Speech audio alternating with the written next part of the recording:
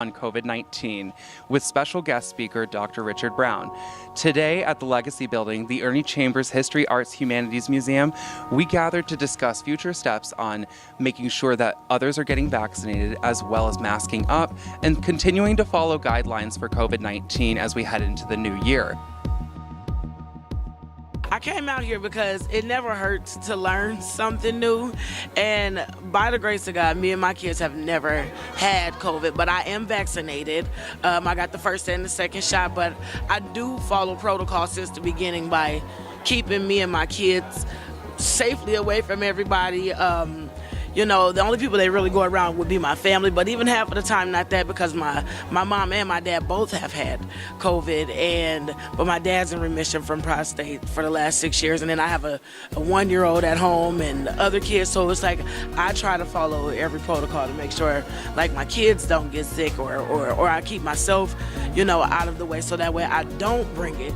No, I just hope that everybody takes it a little bit more seriously. We're still in a pandemic. It hasn't ceased. And as Dr. Brown had discussed about, the COVID doesn't care about, it has its mission and it has its job. And its job is to kill you. So without the vaccination and the medications to help us, it'll be really sad to know that a lot of people will die. Why do you believe people should get vaccinated for COVID and also get flu shots? First of all, flu and COVID are different. You can have one without the other. You could have both or neither. Anytime science and medicine, the ones who practice, say this is something that will protect you against these viruses, I get the vaccinations. As I said, I get a flu shot, the COVID shots, and I got all of the pneumonia shots that I needed. So if you can protect yourself, prevention is better than cure. I believe in the flu shot. I get it every year because of asthmatic and health conditions. It's worth it. And people should get vaccinated. It's by personal choice because I'm not, there's not enough evidence out there long term for me. So, but I've had COVID twice and I mask up wherever I go.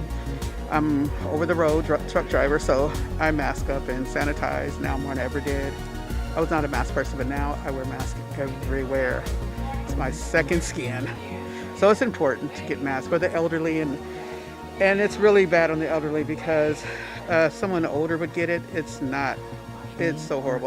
There was 8 colds today. I was in the hospital for a week. So, and I was doing that first time, so it was really hard. So yeah, it's something you need to do. You need to get vaccinated for you. I think that for the safety and the protection of their lives, their loved ones, their friends, we don't want them to leave here. We want to keep them, you know, for as long as we can. And realizing that you need to get your shot, your vaccination, so that you can save others in your family that are older, that have underlying conditions and things of that nature, and your friends. I mean, it would be terrible to say that my grandma passed because I came home with COVID and passed it on to her. How would you feel? Well, I think it's because you want to protect yourself against other people and your family. So I've gotten vaccinated. My boys that live in the house with me have gotten vaccinated because, you know, I want to remain healthy, and I don't want to, have COVID-19 and spread it to other people.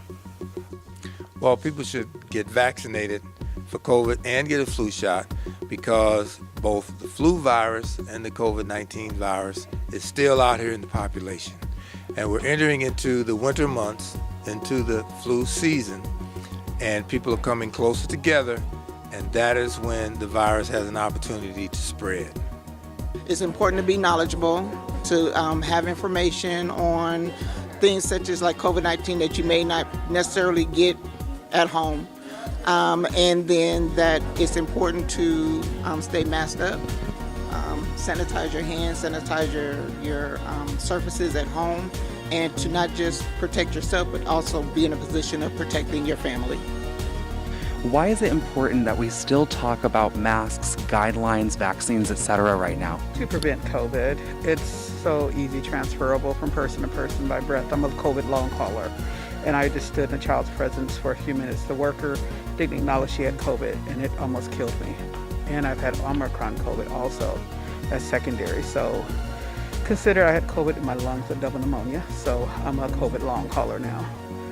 So that's why it is prevent, because I was only in her presence for 5 minutes and it was just the breath outside. It got me. Stay away from large crowds, for real. That's all I know, because I went to a funeral. Who would think they'd get it at COVID at the funeral? I did. So I try to stay away from large crowds, and if I do go around large crowds, I wear my mask. And other than that, that's that. Well, we should keep talking about the mask, because the mask is the one way that we can protect ourselves from breathing in the particles from other people who may be infected. And so now that we're into the holiday season, which I say begins at Halloween, which is a couple of weeks from now, we're going into Halloween, we're going into Thanksgiving, we're going to do Christmas and New Year's. People are going to be coming together and in each other's company, and it is important that they wear a mask in those groups where they aren't sure whether other people are infected or not. And we know that when we're close to each other, the opportunity for small particles to spread amongst people, it can happen. So I encourage everybody to wear that mask whenever they feel like they should, to protect themselves. Senator Chambers, do you feel that events like this need to happen more often as we approach winter and going into next year? I think even before we go into winter, anything that gives information about COVID or SARS, the virus as I call it, that's warranted, and there ought to be more of these everywhere in this country. I haven't seen a lot of like this, but they do need to be more events like this to keep COVID aware on the front line, because right now it's just been brushed back with media and everything else. It's just like, well, there's no more pandemic, now we shut everything down. But there still is a pandemic, just don't acknowledge it because it's not worth the money now. So, but it's still something that's killing all of us, and we need more events like this in our community just to keep raise the awareness and keep it out on the front line. We need a lot more events like this. People are starting to gather more, and when we can find them gathering, we need to talk to them about what's going on, because a lot of people still don't understand how the virus works or how the flu works, and that when they're together and in the presence of each other, it's a good time to talk to them. I think in the very beginning, I don't think we all knew or understood the impact that it would have in the long run. I think we all treated it as sort of like the flu, that, okay, we'll get a couple of sniffles, we'll get sick, and then we'll get better. And we didn't realize, or maybe I should say I didn't realize, till today, in hearing the numbers of deaths across the United States, across the state of Nebraska, and then in Douglas County. And then to know that on one given day, that 3,000 people died in one day due to this virus. That lets you know just how dangerous it is and how important it is to mask up and to sanitize and to wash your hands. I'll just be glad when it's over with, because I had the COVID before, and thank God I got over it. And coming through little meetings like this, you learn more and more and more. Like I said, I just want it to be over with, but it look like it's not going to be over with in one day or whatever. But I'll be glad when it's over with. The virus is real. Its only mission is to kill. Thanks so much for watching. I'm Amber Rodriguez with EWC Communications, and I hope you learned something new.